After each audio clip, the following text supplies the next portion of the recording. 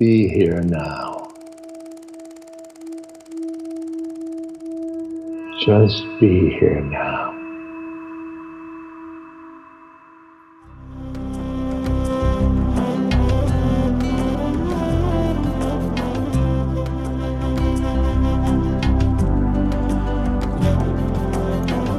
Welcome to the Jack Kornfield Heart Wisdom Hour.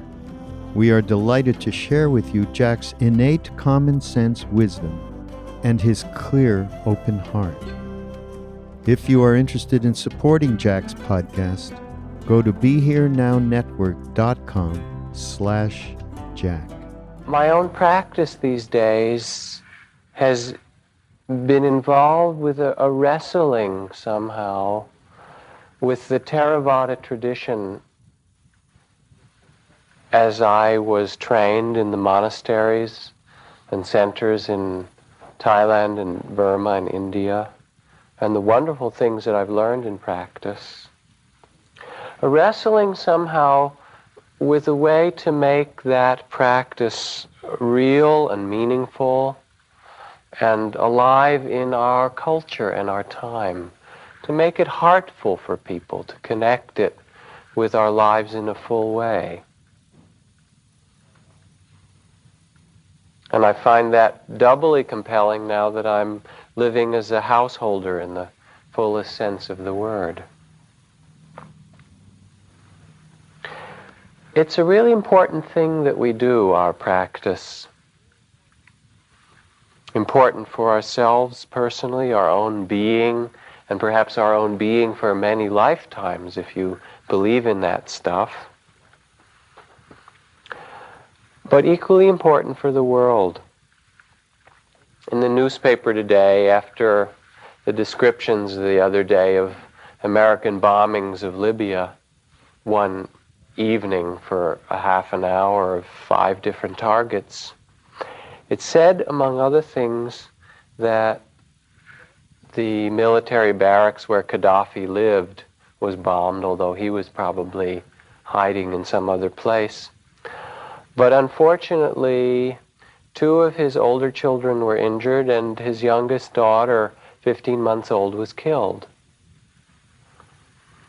It said on the same newspaper headline that 79% of Americans backed Reagan's being tough with the Libyans, and that many of our European allies were up in arms about it all. But I thought about it. One doesn't have to think very far. It's really more a feeling of it. Say, well, if you kill a child in war, what does it matter whose child it is? It's a child, it's life. But somehow it seems even more outrageous when it's the son or daughter of the leader of that country. How can we do this? How can 79% of us say, go for it? And how can we act in these ways when even much of the world that are our friends are saying this is excessive? It seems that we can do so when our mind gets disconnected from our heart. Because the mind by itself can do almost anything. And I've played video games, I kind of like them, and I have a computer, and I could well imagine being at the Pentagon, and from a mental level, like spy stories and fantastic multi-dimensional chess games, figuring out trajectories and the whole war games, and it being compelling and interesting and challenging. But I think that it can only take place when one lives someplace up here and out of the body, out of touch with the heart, out of touch with the earth, out of touch with our basic humanity. How can we not see that the other people have children like we do? What I'd like to talk about tonight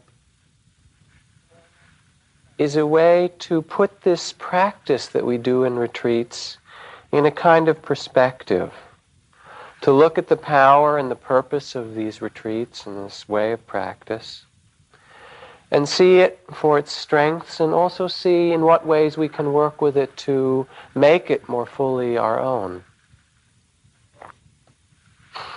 There are three domains of liberation or freedom that come from practice.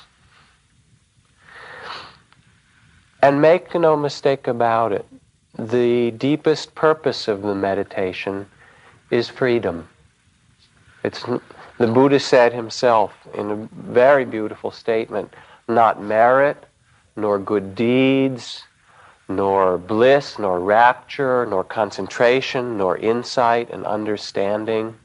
None of these things is the purpose for the teaching of a Buddha, for the teaching of an awakened one. But the sure heart's release, this and this alone, is the purpose for these teachings. That is, they are the teachings that can lead one to liberation. This liberation can be found in different dimensions or domains of our being. There is a freedom in the mind when we touch and encounter directly the fundamental emptiness of the world, emptiness of self, emptiness of I and me and mine. And when we move from a small self-identity and break out of the sense of grasping and holding and identifying, a tremendous sense of space and freedom. A second kind of freedom is a free heart, a heart without barriers, a heart of compassion. And just as the freedom of the mind is the freedom of emptiness, the freedom of the heart is the freedom of fullness, of connection. Old Tibetan Lama Kalu Rinpoche, wizened old, wonderful old guy in his late 80s who grew up in caves in Tibet, was born in 1890 and did all the great yogic practices. He said at one point, "You live in illusion and the appearance of things. There is a reality, but you do not know this reality. When you discover it, you will see that you are nothing. And being nothing, you are everything. That is all."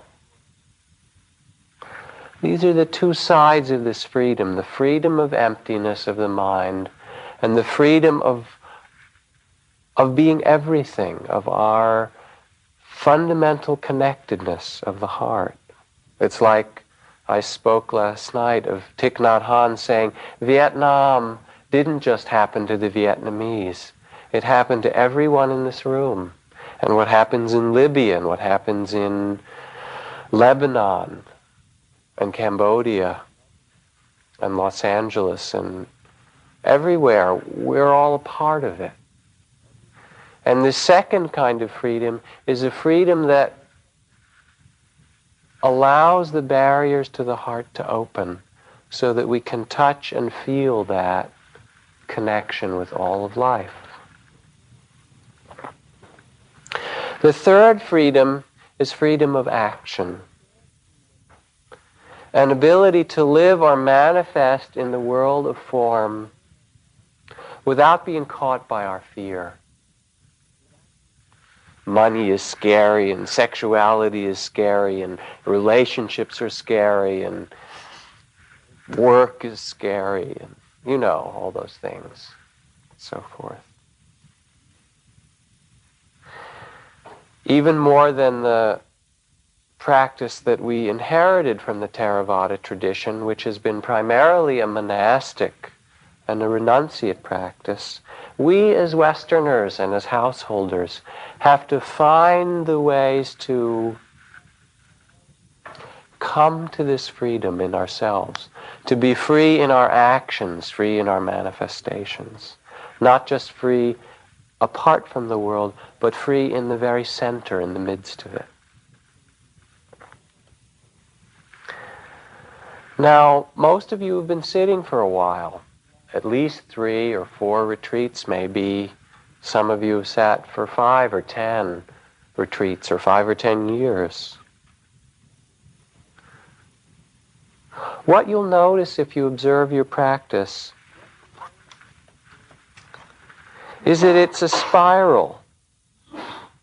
And certain times in your practice, you touch the place of fearfulness in the marketplace.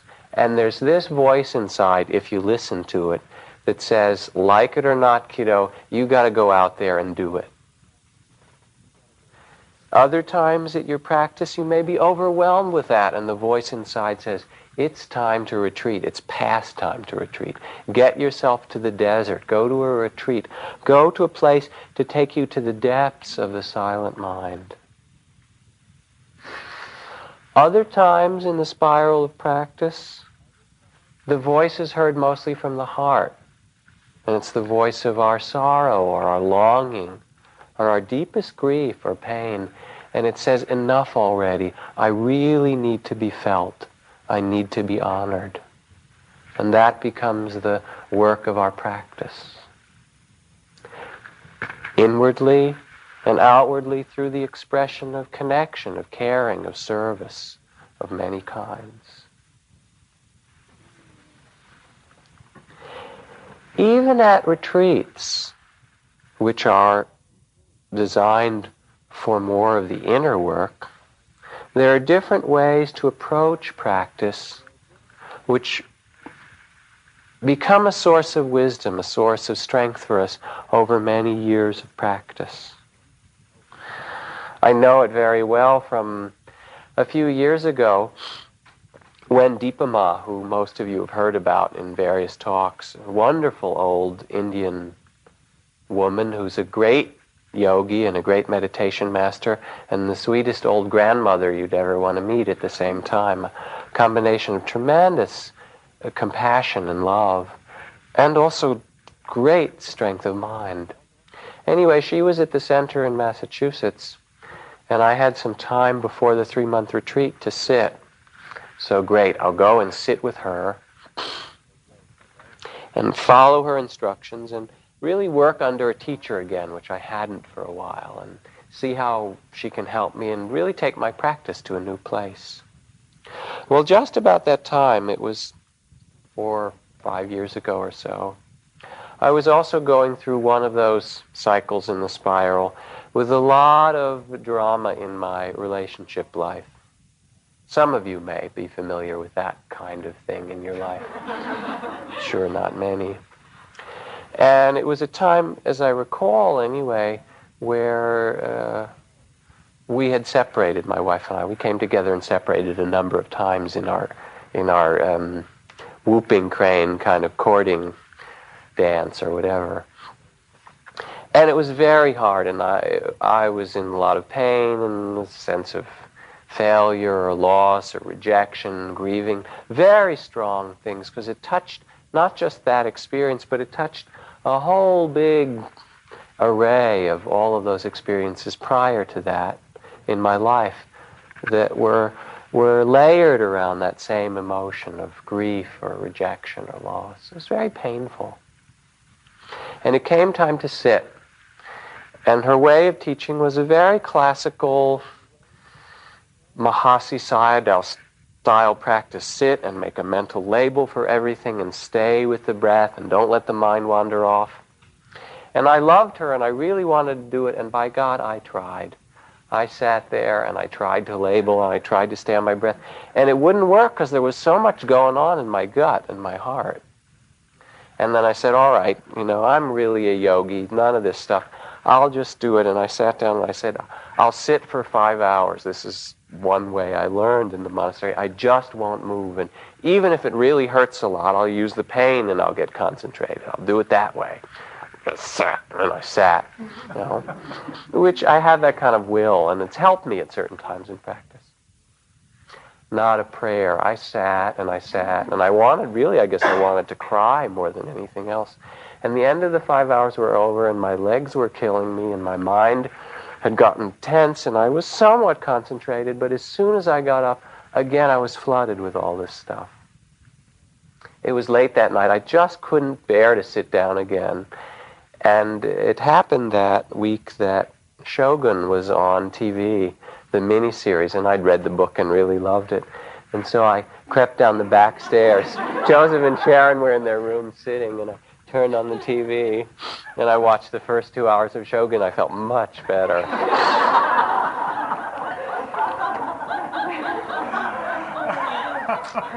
And then I went in to see Deepa Ma the next day, and I said, I can't do it. And I sat 3 hours, and that didn't work, and I sat 5 hours. And for 2 days, I've just been striving as hard as I can, and it's just not the time. And she asked me to try again, which I did a bit that day, and then I went to watch Shogun again, part 2, that next night. And I realized, I said, I can't do it. And she said, fine, when it's time for you to do this kind of practice, do it. Since I'd never worked with her before in this way, I think she also kind of doubted whether I was even capable of doing it and what I was doing teaching. But that was my problem to deal with if she felt that way, or hers. But it just wasn't the time. Each of these domains of liberation in the mind, freedom from self-identity, liberation of the heart, freedom from the barriers of the heart, and freedom in action, liberation in the world, each of them must be a part of our practice. If our practice is to free us in the totality of our being, and that's its gift, that's its goal, they all have to be a part of our practice. Now, the tradition from which these teachings come, the Theravada Vipassana tradition, especially as we do it at these retreats, is most directly oriented toward the liberation in the mind, the freedom of the mind, toward the freedom from self, from identity with things, from grasping. And it touches the other domains. One learns to manifest and certainly to confront one's fear, and one learns to open the heart more, but its main orientation is toward that first. And it's done through the dissolution of the sense of I, through the dissolving of what's called the 5 skandhas, the 5 aggregates. By paying enough attention, you see that what seems to be a solid body breaks down into the 4 physical elements of earth, air, fire, and water, or the sensations of hot, cold, pressure, tingling. Which are those elements? Pressure is the earth element, and fire, hot and cold, is the fire element, and vibration and movement is the air element. And cohesiveness and dissolution is the water element. And you pay attention carefully enough to the physical world, and after a while, every moment, you see it changing and moving, and it's fluid and it dissolves. It's like a waterfall. Dissolving of feelings. We tend to get caught and think that we have a certain feeling for a long time. But really observing the element first of pleasant, neutral, and unpleasant of all of our feelings, and seeing how we get identified. We like the pleasant, we avoid the unpleasant. And by looking closely enough, we start to see moment after moment. There's one feeling and another and another and another, very, very quickly. We see elements of body, elements of feeling, elements of other aspects of the mind. Our recognition, our memory, all the things we take ourselves in the world to be the way we solidify it. There get to be moments, if we pay attention carefully, where the whole perceptual process is revealed. And there'll be a little buzzing on the ear, so you know there's sound. And then a moment later, there'll be a sense of, oh, that's a bird. Even before the bird is known, there's this little sense. Then there's the recognition, which is a different process that makes us up. Then there's the next skandha, which is our reaction to it that comes into our consciousness. They all actually happen at once, but one or another will be predominant. And we'll notice, gee, birds, I like them. And there'll be an image and maybe a turning of our head to look for it. There'll be a whole impulse and desire that arises out of it. And we start to see that what seems solid in the world dissolves into these moments of seeing, hearing, smelling, tasting, touching, the physical senses, and the receiving of them, the feelings, the recognition and organizing of the information, and our responses to it. those 4 processes. And the 5th skandha is consciousness, which knows all of that. As we pay attention, what happens with a careful attention in this practice is a dissolving of the solidity of our being. It's a dissolving of the rapidity, which is called santati in Pali. It happens so fast that it seems like it's solid. But if you pay careful attention, you start to see the individual frames on the movie screen.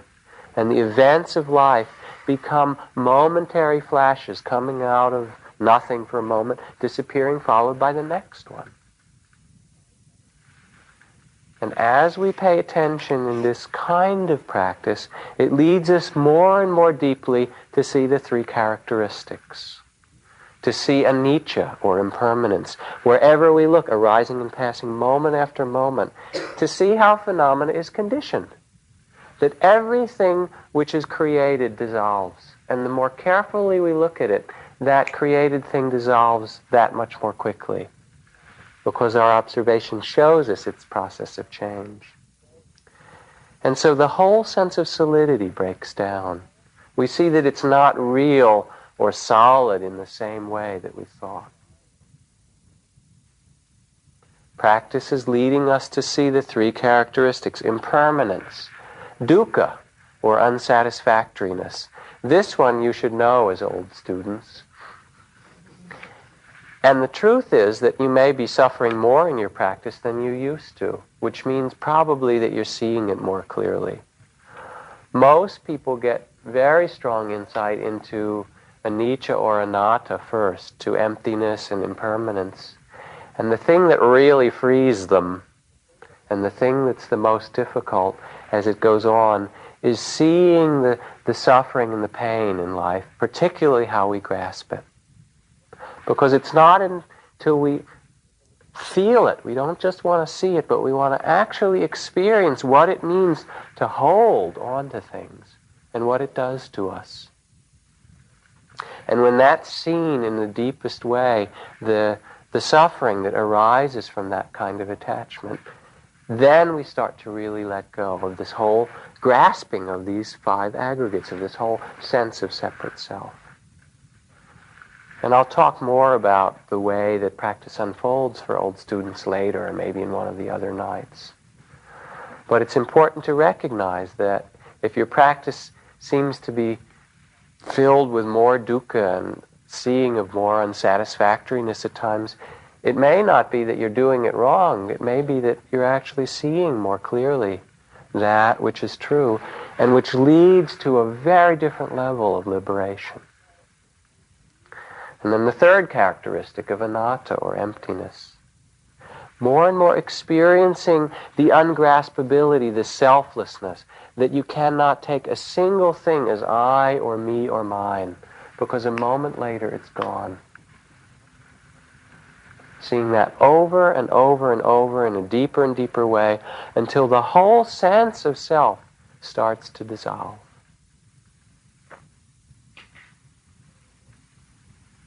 And then the work with the heart, the barriers of the heart and the manifestation, those other 2 aspects of liberation, they follow from this, but they're not the main focus or emphasis from this way of practice.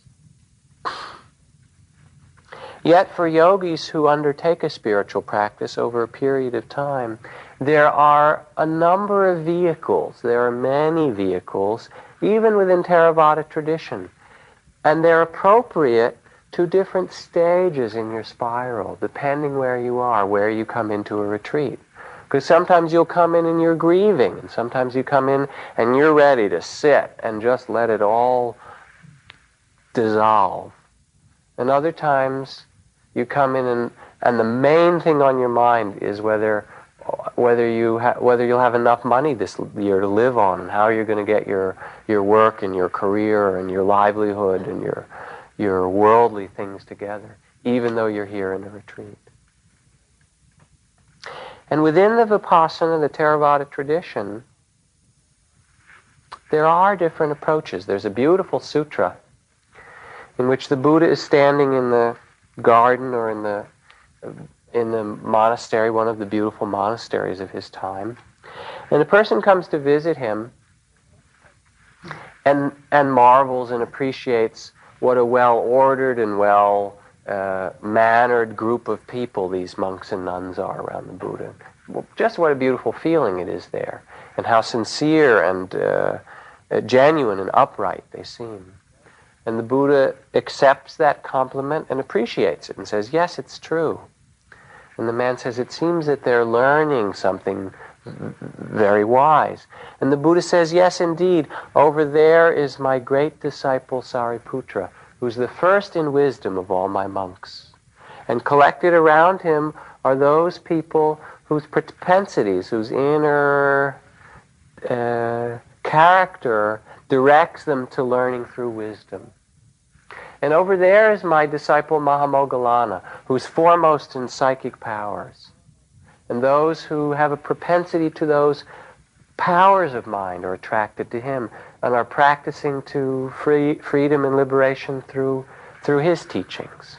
And over there is my great disciple Upali, who is the master of the Vinaya, of the monk's discipline, of surrender and care and mindfulness and activity. And those who are attracted to practice in that way are practicing under Upali. And over there is a master of Samadhi and jhanas, and those attracted to that are with him. In contemporary Theravada Buddhism, there is this same range of teachings. And since you're old students and you are in some respects the inheritors of this lineage, I'll speak about this, particularly because it sheds some light on the ways of approaching our own inner practice at different points in the spiral. There's Buddhadasa, wonderful old teacher in Thailand, whose main practice is inquiry.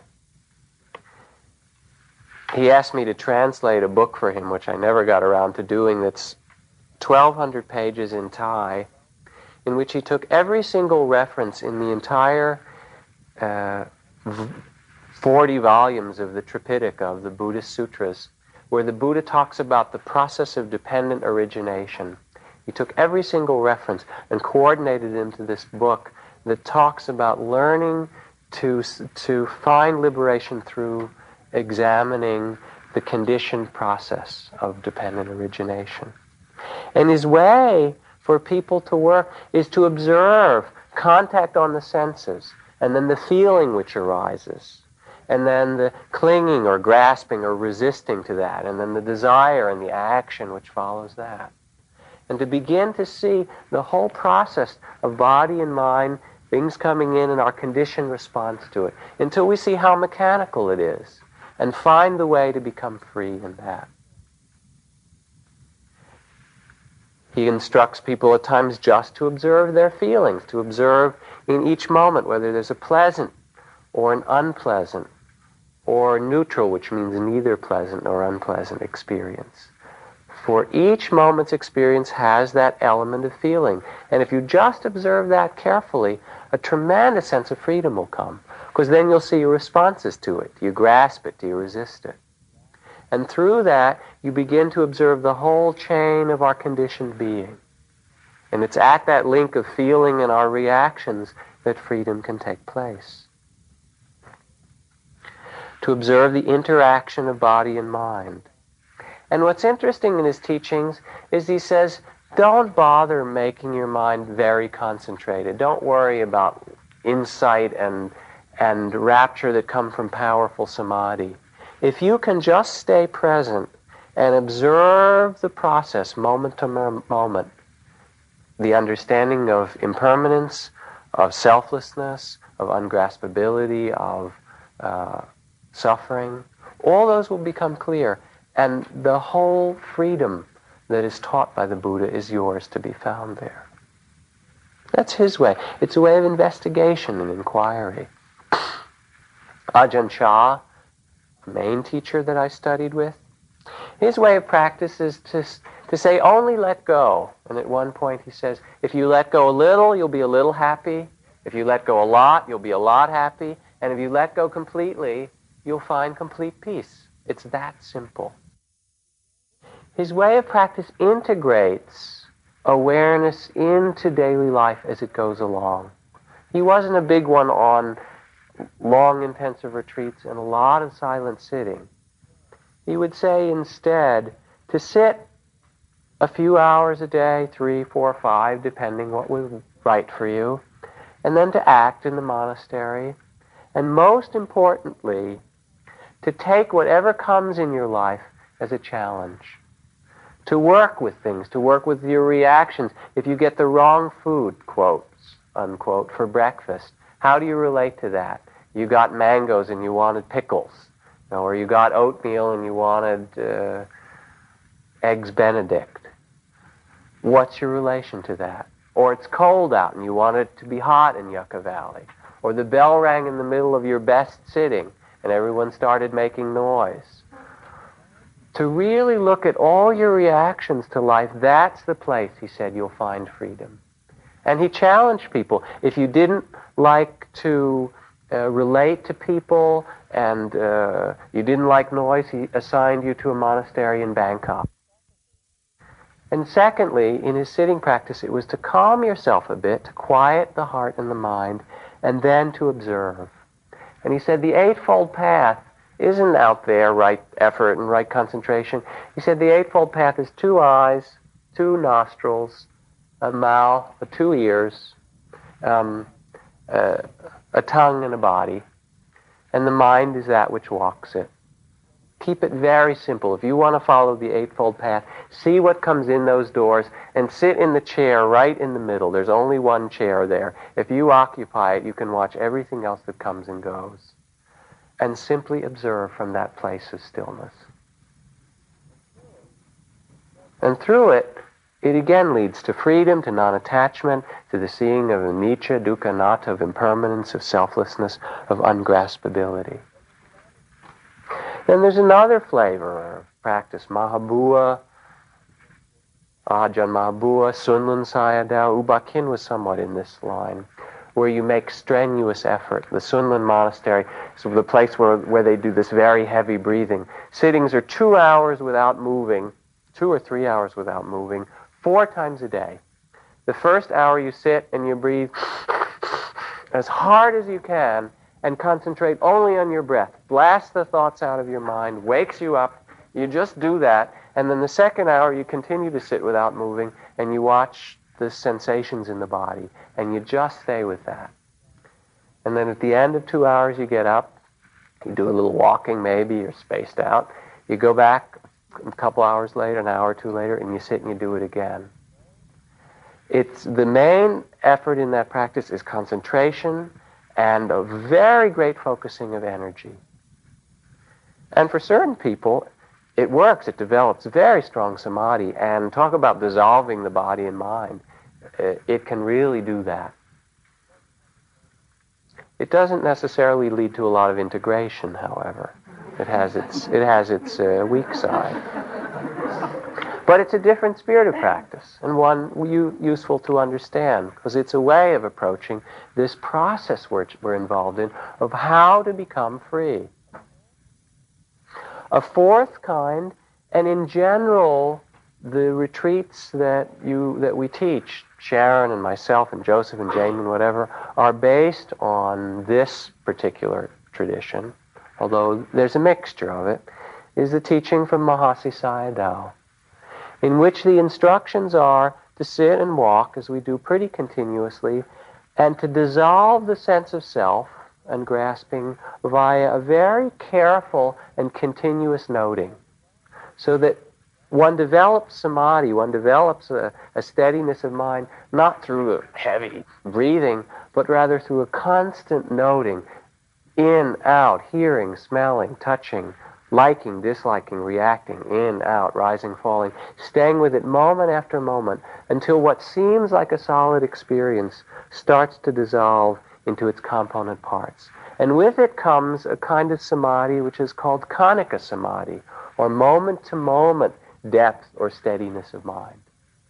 From one moment, it's changing objects. From one moment to another, we experience a different object, but we do so with a fullness of our being there and there and there. And then that being dies away, and the next moment we're fully with that.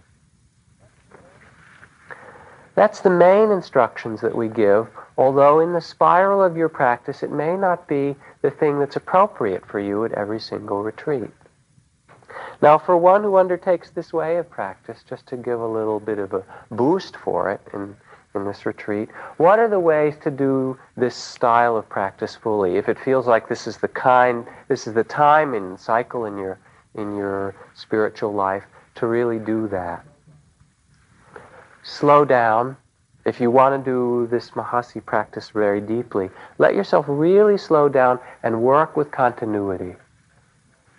Eat and make a mental note for all the things that you do. Reaching, touching the fork, cold, intending to raise, raising your arm, opening the mouth, opening a door, taking a shower, turning on, cold, hot, soaping, touching, smooth.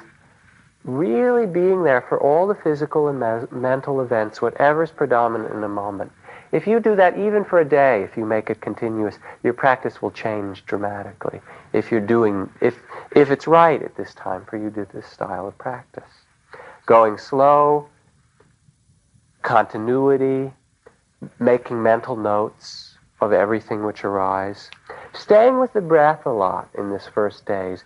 Using it and only going off to note things when they're quite strong. Noting them quite fully then, and then returning back to the breath. Sitting longer is another way to deepen practice in this system.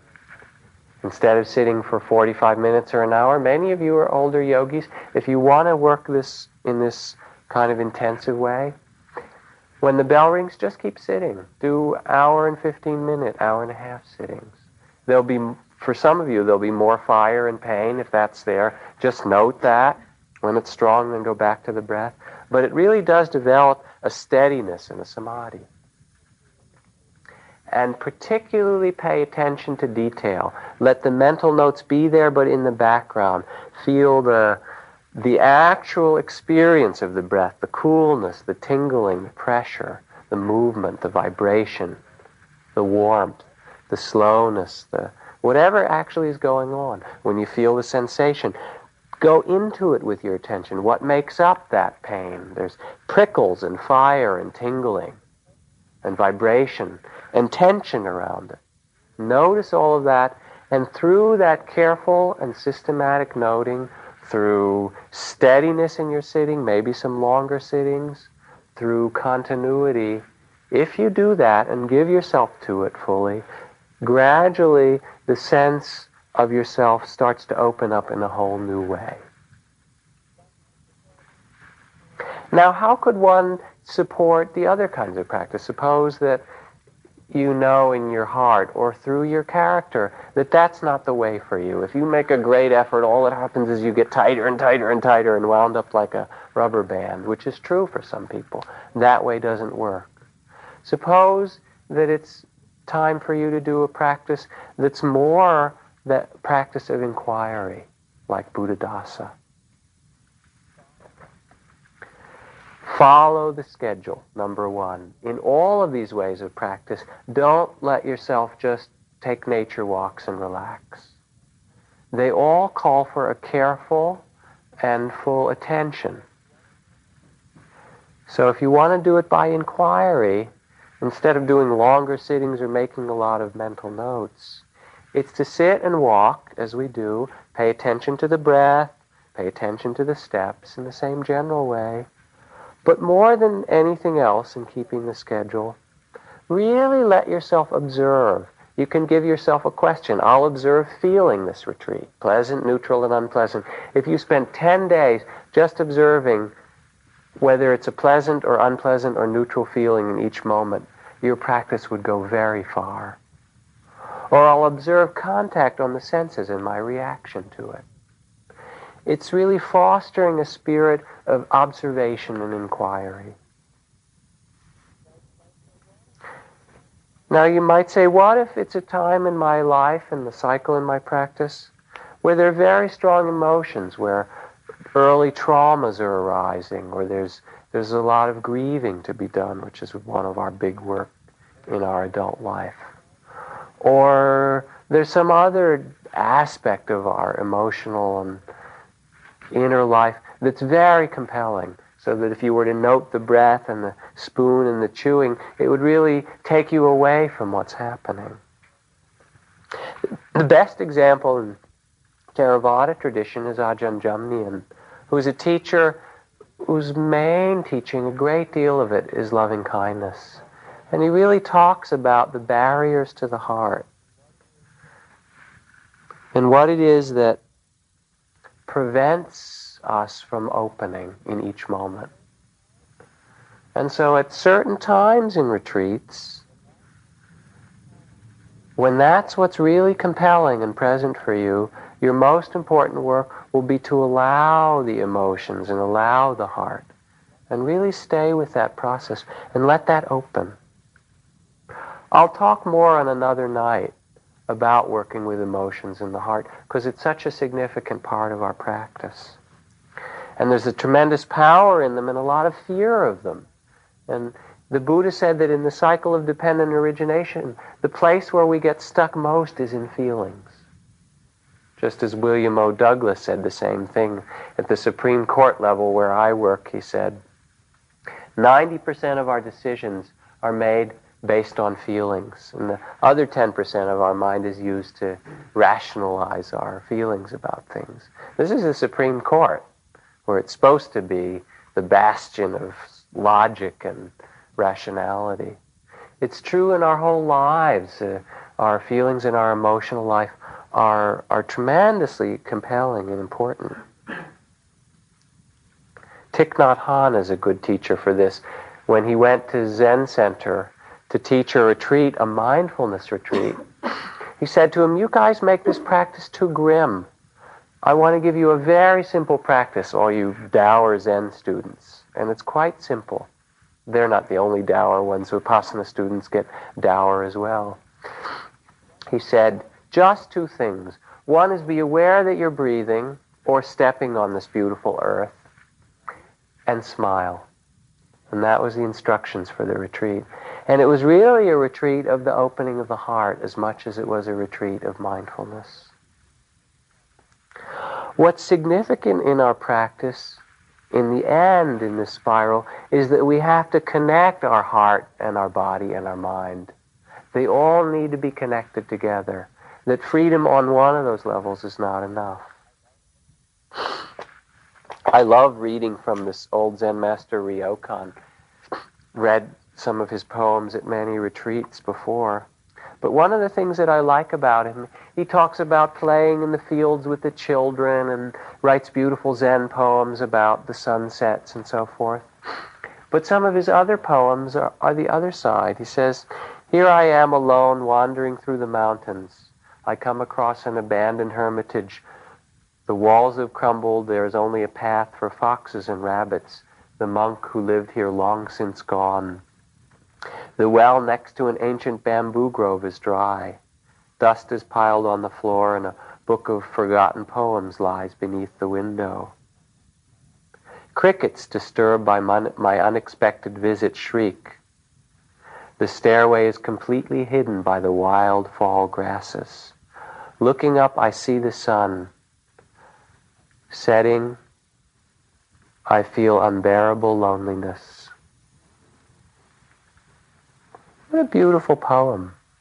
Here's this Zen master saying, I'm so lonely. And not that it's bad or good, but there's a kind of an openness, a vulnerability. There's a whole series of his poems where he talks about, one says, light sleep, the bane of old age. Sitting by the fire, listening to the rain drizzling outside. I so long to share this with someone, and yet there is no one. And you just feel this poignancy and sadness in him.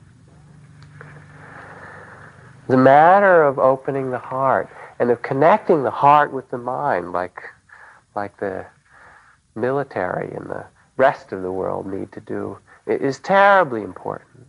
And again, I'll speak more about it later as we go on. But what we have to see in our practice is that there are these domains and these dimensions, and to honor them in ourselves in the spiral. To keep it simple, mostly at a retreat, the rule is take what you get. Okay? If you sit and you're able to sit very silently and pay attention carefully, great, go for it. If you sit and you're flooded with very powerful emotional things, don't try to do some samadhi practice. You do yourself a disservice. Honor that. That's what's here. That's where you are. That's what's in the present. Work with it. That makes your practice alive. If you find yourself in a place where you're resisting and attached and you like this and you don't like that and you find yourself in a snit over 50 things, that's your place to work. You didn't like what they served for breakfast or lunch. That's your practice as well. I'd like to talk more about integration of meditation as well as the heart. But again, I think that that's worthy of its own separate evening. A few things to keep in mind, though.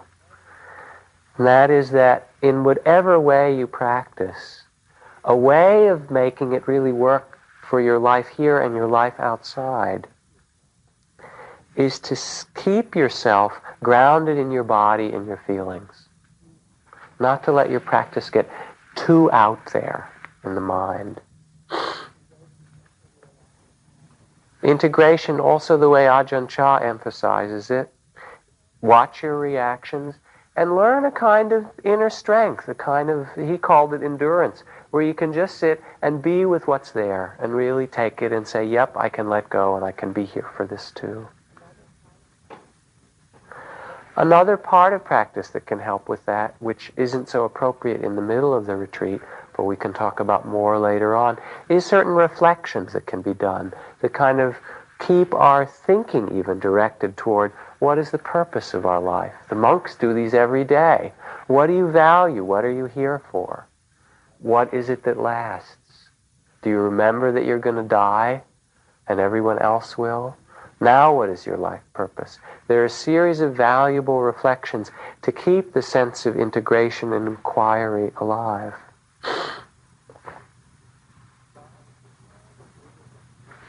Now I have a concern in giving this talk to you tonight, and the reason I do it is because I feel that it's valuable.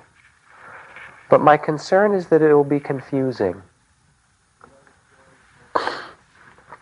You know the story of Mullah Nasruddin, who sets up his question and answer booth in the marketplace? And he puts on the sign sort of like Lucy and Peanuts, you know, psychiatrist 5 cents. On his sign, he goes the opposite extreme. He says, any 2 questions answered, 5 gold dinars, these big, very valuable gold coins. Well, everybody thinks he's such a fool anyway, and they see him with his booth and they think no one will do it. But finally one rich man's in the marketplace and he says, well, all right, I'll give it a try. Everyone crowds around and he pulls out his coin purse and brings out these 5 big gold coins and plunks them down on the counter and looks at Nasruddin and says, isn't 5 gold dinars an awful lot to ask for 2 questions? And Nasruddin looks back and says, yes, and what's your second question? I'm concerned somehow that in putting out this model of the spiral of practice and giving you a sense of the range of Vipassana teachings, that you'll get confused. Well, what should I do? And, well, today I'll try inquiry, and tomorrow I'll go back to mental noting, and the day after it's not working so well anyway. Maybe I'll sit and I'll breathe heavy, and that will work. Okay, that's a real concern. A few things to say about it. First of all, it's okay to be a bit confused. Confusion is not so bad, because ultimately you need to learn how to guide your own practice. So if you're a little confused, you can learn from that. The second is, don't try to do a lot of practices on one retreat. Get a sense of where you are as you come in and follow a theme based on what's really happening for you. If it's a lot of feelings, or if you're ready to really sit and develop strong samadhi, or if it's a time in your life where things are chaotic and it's more time for reflection and the kind of gentle seeing where you're attached and letting go. You can sense that in yourself. If you feel confused, other things to do is keep it simple. Just stay with the basic instructions. Follow, in everybody's case, more or less follow the schedule unless you want to do a bit more rigorous one. Sit, walk, stay with the breath and the walking no matter what. And then you can pay attention to other things as they arise with that. But if you feel confused, keep it very simple. Come back to the basic instructions. And if you need to also, you could come and talk to any one of the teachers. Because traditionally what's done, and it's one of the reasons that I'm happy there will be, the second half of the retreat, there'll be individual interviews over the last half for everybody in the retreat. We'll get at least 2 or 3 individual interviews. Is that you check in with a teacher and get a sense of where you are and share a little bit of that, particularly if you have questions about whether your practice is on the right track. But keep it simple, basically. All of these ways come back to the same thing. They come back to the present moment and to discovering what's here. And part of that discovering is sensing our rhythm, the grief work and the heart work at times, or the times of dissolving the body and the whole sense of oneself, or the times to relax and soften. But all of it is found in the present moment. It's to come back here. You know, when we all sat, most of us as teachers sat this retreat with U Pandita Sayadaw a couple of years ago. And then a group of teachers, including Sharon and Joseph and so forth, went back to Burma again to sit with him this last year. In the first year, it's interesting, one teacher who sat with him was sitting and did this practice in a very traditional way, the way Mahasi Sayadaw taught it, unlike they had done it before. They really used the mental noting, even though they hadn't done that so much. And they worked with the breath at the belly, even though they were used to using the nose. And they were used to sitting more comfortably, leaning against something or sitting in a chair in their own private retreat. But they told that to U Pandita, and he said, no, you should really sit cross-legged. And so they did it.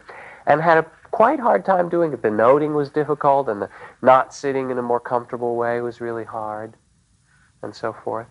And then this teacher, I won't say by name who it is, but it's one of us, anyway, went to go and practice and had a hard time with all that, and figured out a really interesting point in practice. They didn't talk to U Pandita this time about how they were approaching their practice. They just didn't mention it, and he kind of assumed they were carrying on. And so in their second retreat, they found that it went much better because they went back to their chair, and they went back to feeling the breath at the nose, which is what they'd worked with for a lot of years. And they dropped all that mental noting stuff, but still paid careful attention, just didn't use those little labels as much. Okay? And the lesson out of it, really important for that teacher and for all of us as old students, is that we have to become independent in our practice. That nobody can tell you exactly how you got to do it. Especially after you've done a number of retreats and you've gotten a good hang of it. In the beginning, yes, we need to give instructions and really give people a sense of structure of how to do it. And even ongoing, to repeat that for you. But in terms of the nuances and the ways of working with it, you have to become a light unto yourself, was the last sermon, the last teachings of a Buddha. Become an island, become a lamp, become a light unto yourself. If you want to find liberation, it comes in your own being, in your own heart, in your own mind. And so I put this out, even though it may be confusing, because I really want to support you in finding a sense of strength and independence in your practice. And what you need to do is to do that which keeps your practice alive, which keeps you most aware. Walk at the speed that keeps you most aware. Sit the length of time that keeps you most present. Pay attention in the way that keeps your mind the steadiest and the clearest. And to keep the quality of presence and inquiry and aliveness as a part of your practice. And then it will continue to grow. Because in doing this and keeping it alive, it brings us to the things that we most have to see.